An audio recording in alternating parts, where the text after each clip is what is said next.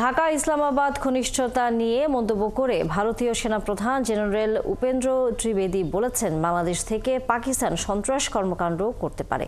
ভারতীয় TV channel India টুডের এক অনুষ্ঠানে অংশ নিয়ে তিনি আরও বলেন, বাংলাদেশে সরকার পরিবর্তনের সাথে সাথে ঢাকা দিল্লির বর্তমান সম্পর্কের বদল আসতে পারে। বিস্তারিত নুরুন নবী সরকারের প্রতিবেদনে।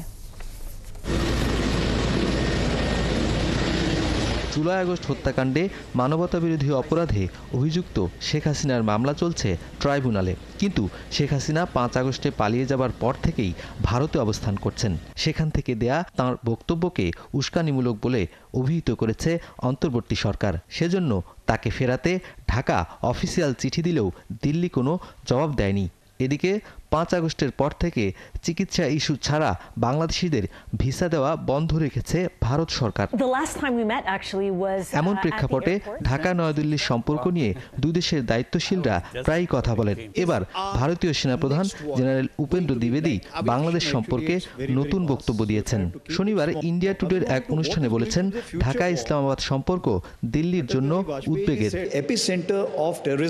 যেহেতু আমি বলেছি সন্ত্রাসবাদের কেন্দ্রস্থল একটি দেশ, তাদের আবার আমার যে কোনো প্রতিবেশীর সাথে সম্পর্ক রয়েছে, তাই আমার নিশ্চিত হওয়া উচিত, কারণ যতদূর আমি জানি সন্ত্রাসবাদের বিষয়টি সেই দেশ থেকেও ব্যবহার করা যেতে পারে, যা আজ আমাদের প্রধান উদ্বেগ।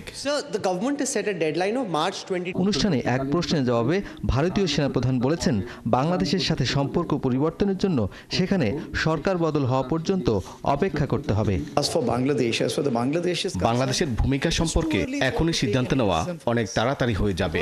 যেখানে বাংলাদেশের সরকার পরিবর্তনে ভারতের সাথে বাংলাদেশের পরিবর্তন আসতে পারে।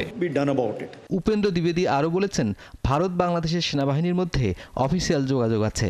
দুই দেশের সামরিক সম্পর্ক খুবই শক্তিশালী। আমি খুব স্পষ্ট করেই বলবো, বাংলাদেশ ও ভারতের বর্তমান সামরিক সম্পর্ক খুবই শক্তিশালী। আমরা নিয়মিতভাবে নোট বিনিময় করি, যাতে যে কোনো ধরনের দ্বিধা, দ্বন্দ্ব বা সন্দেহ এড়ানো যায়। ভারতীয় সেনাবাহিনী প্রধান আরও জানিয়েছেন, পাকিস্তান ও চীন বলয়ে ভারতের সাথে সুসম্পর্ক দরকার, কারণ যুদ্ধ ভালো কিছু বয়ে আনে না। নুরুন নবী সরকার, 71, ঢাকা।